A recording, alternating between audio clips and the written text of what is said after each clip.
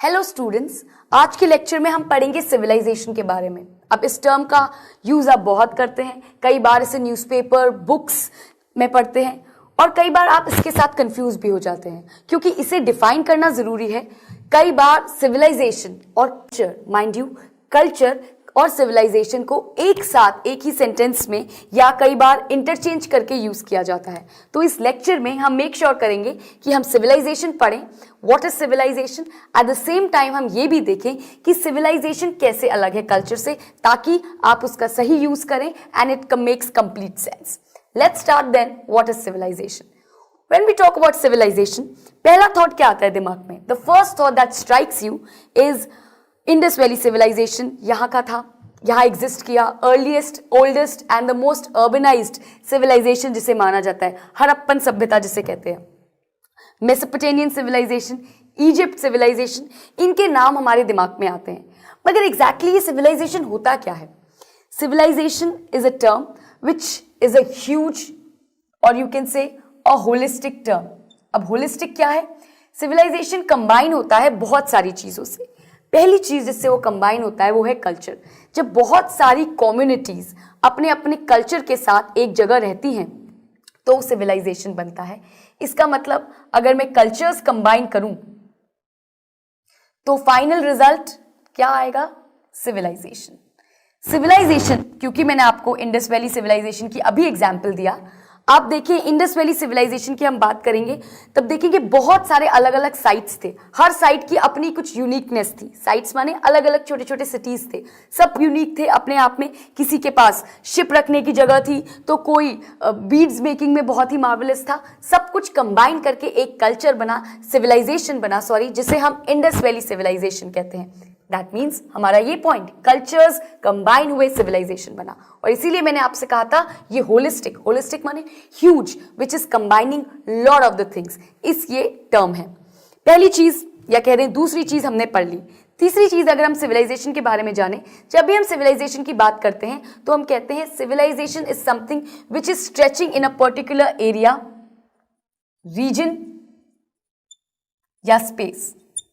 अगर मैं फिर से आपको एग्जाम्पल दूं समझाने के लिए, इंडस वैली सिविलाइजेशन एक्सिस्ट करता था कश्मीर से महाराष्ट्र तक, अफगानिस्तान से मीरठ उत्तर प्रदेश तक। तो ये रीजन है, ये उसका रीजन है जहां वो फैला हुआ था। तो एरिया, रीजन, स्पेस होना जरूरी है सिविलाइजेशन के लिए। ये एक बहुत ही प्रीलिमिनरी या बेसिक पॉइंट है। इसके बाद जब हम बात करें सिविलाइजेशन की, तो सिविलाइजेशन क्या है? एक ऐसा प्रोसेस है, it is a process which is evolving. Evolving क्या होता है?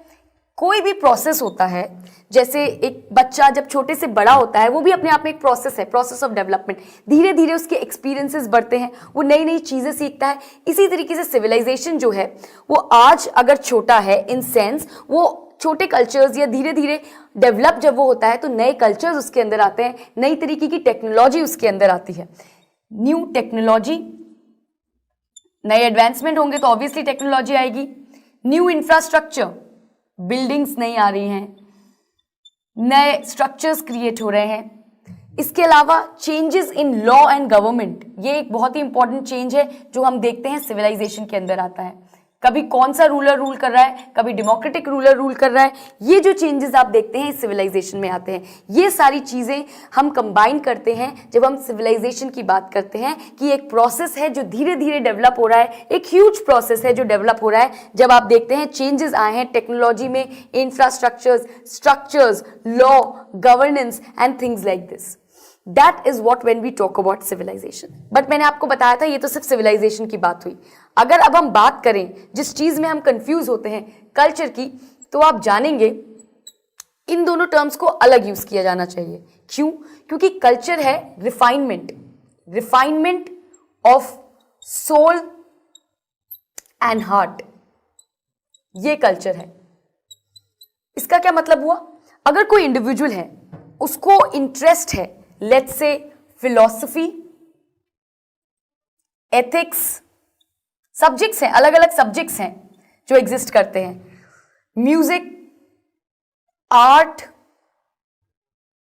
इन सब चीजों में अगर उसे इंटरेस्ट है तो हम उसको कई बार कहते हैं कल्चर्ड पर्सन। ये टर्मिनोलॉजी हम यूज करते हैं क्योंकि कल्चर्ड है, फिलॉसफी के बारे में जानकारी है, ethics, music, clothing, fashion style. जब हम ये सारी चीजें काउंट करते हैं तो हम किसकी बात कर रहे हैं? कल्चर की। और जब हम technology, infrastructure, law and government, bigger changes in the society की बात करते हैं तो हम बात करते हैं किसकी?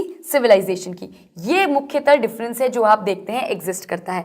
सिविलाइजेशन ऐसा प्रोसेस है जो कंटिन्यूसली धीरे धीरे बढ़ता है और एक बार बढ़ के एक ह्यूज एरिया और रीजन में फैलता है और एक ह्यूज प्रोसेस बन जाता है। ये आप देखते हैं इंडिविजुअलिस्टिक प्रोसेस है। इसके अंदर इंडिविजुअल पहले इन्वॉल्व होता है और धीरे धीरे अलग अलग कम्युनिटीज बन जाती हैं जो कल्चर को फॉलो करना लगती हैं या एटलीस्ट उसको एप करने की कोशिश करती हैं। So this is what we see difference existing between culture and civilization। इसीलिए इन्हें इंटरचेंज करके यूज नहीं करना चाहिए। सिविलाइजेशन होलिस्टिक प्रोसेस है, कल्चर एक इंडिविजुअलिस्टिक प्रोसेस है। सिविलाइजेशन के एग्जिस्ट करने के लिए बहुत जरूरी है अलग अलग कल्चर्स का होना, जो मैंने आपको पहले बता दिया। बट कल्चर अपने आप में खुद भी एग्जिस्ट कर सकता है, इसको किसी की जरूरत नहीं है। ये एक इंडिविजुअलिज्म है, ये एक अलग तरीके का जॉनर है। जबकि सिविलाइजेशन के लिए कल्चर्स का होना जरूरी है, तो सिविलाइजेशन आप कहेंगे डिपेंडेंट है कल्चर पे। This is what we wanted to talk about in today's lecture, clear differentiation between civilization, culture, and also brief introduction to what is civilization. So hence, this calls an end to this lecture. Thank you.